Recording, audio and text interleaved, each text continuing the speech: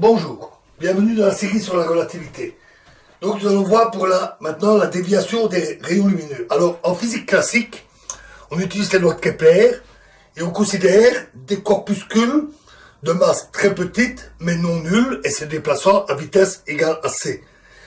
Le moment angulaire est donné par J égale grand J égale petit j sur m égale R fois c. Alors pour le résoudre, on utilise une méthode qui n'est pas très parlante, je trouve, mais qui a l'avantage d'être simple. Donc, on utilise un graphique, comme ceci, avec une déviation delta, et la trajectoire tracée comme ceci. Et on mesure la distance R, ici un angle phi ronde, et ici phi demi. Oh, je trouve que c'est pas très parlant parce que, en principe, on mesure R depuis le centre du Soleil et la trajectoire est dans le mauvais sens. Mais la méthode graphique est efficace. Alors, là, en utilisant les lois de Kepler, on a 1 sur R égale Gm sur J carré fois 1 plus E cosinus phi. On a ici des asymptotes pour la trajectoire, pour R égale qui tend vers l'infini, et donc U qui tend vers 0. U égale 1 sur R. Pardon. 1 sur R tendant sur 0, tout simplement. Et on trouve alors 1 plus E cos phi égale 0. Et ici, c'est 1 sur R. Oh oui, 1 sur R. Donc, pour la déviation, on trouve cosinus de phi demi égale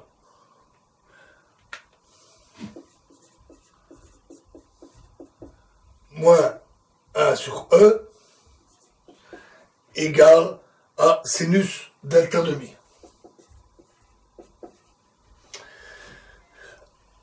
Lorsque la particule est au plus près du Soleil, lorsqu'elle frôle le Soleil, à ce moment-là, phi égale 0 et petit r égale grand R, le rayon du Soleil.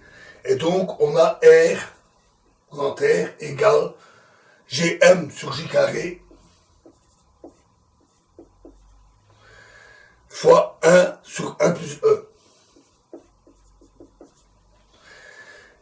Ce qui donne E égale J carré sur GMR moins 1. C'est-à-dire, puisqu'on connaît le moment angulaire, C carré R sur Gm moins 1. Ici, le terme est grand, et donc on peut négliger le moins 1. Ce qui nous donne alors sinus delta demi, qui vaut, puisque l'angle est très petit, l'angle de déviation est très petit, environ delta demi, égale 1 sur E, et donc égale Gm sur C carré R. Et donc, l'angle de déviation est donc égal à 2Gm sur C carré R. Si on fait le calcul en relativité générale, on peut utiliser deux choses. D'abord, les résultats que nous avons vus pour les orbites dans un champ à symétrie sphérique, et le fait qu'on a des particules lumière, c'est-à-dire de temps propre, d taux égale 0. C'est un intervalle lumière. Et on a vu pour les trajectoires que R carré d phi sur d taux égale J sur M. Donc, si d taux tend vers 0, alors J tend vers l'infini. Et l'équation des orbites que nous avons vues devient beaucoup plus simple. D2U sur D tau carré, sur D phi carré, pardon, plus U égale 3GM sur C carré U carré. Ce terme-ci étant très petit, on peut essayer dans un premier temps de négliger, donc d'égaler à 0. Et alors la solution est très simple. Elle vaut simplement 1 sur R égale 1 sur grand R cosinus phi. C'est-à-dire R fois cosinus phi égale grand R. Ça, c'est l'équation d'une droite. Donc, c'est pas assez précis, puisque évidemment, avec une droite, il n'y a pas de déviation. Donc, la méthode consiste alors à remplacer cette solution dans la partie droite de façon à améliorer l'approximation. On obtient alors D2U sur D phi carré plus U est égal à 3GM sur C carré fois R carré fois cos carré phi. Cette solution est soluble. On peut utiliser la technique de résolution d'équations différentielles et on trouve alors U égale cosinus phi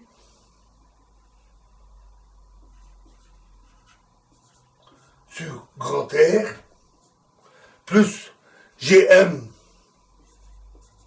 sur C carré grand R carré fois 1 plus sinus carré phi. À nouveau, on fait tendre R vers l'infini, c'est-à-dire, cette fois, bien U vers 0, et on trouve, à ce moment-là, que 1 sur R fois sinus delta demi plus GM sur C carré R carré 1 plus cosinus carré delta demi égale 0. Delta étant très petit, on peut approximer ça par 1 sur R delta demi plus GM plus 2GM. Donc cosinus est environ égal à 1. 2GM C carré sur R carré égale 0. Ce qui nous donne le delta, c'est-à-dire la déviation 4GM sur C carré R. Qui est exactement, comme je l'avais dit, le double de la valeur classique. On peut faire le calcul pour le Soleil, et on trouve 1,75 secondes d'arc. C'est très faible. Malgré tout, en 1919, donc en utilisant les éclipses, comme j'avais expliqué, en utilisant les éclipses, on a pu mesurer cette valeur en 1919, et elle était comprise entre 1,57 et 2,37.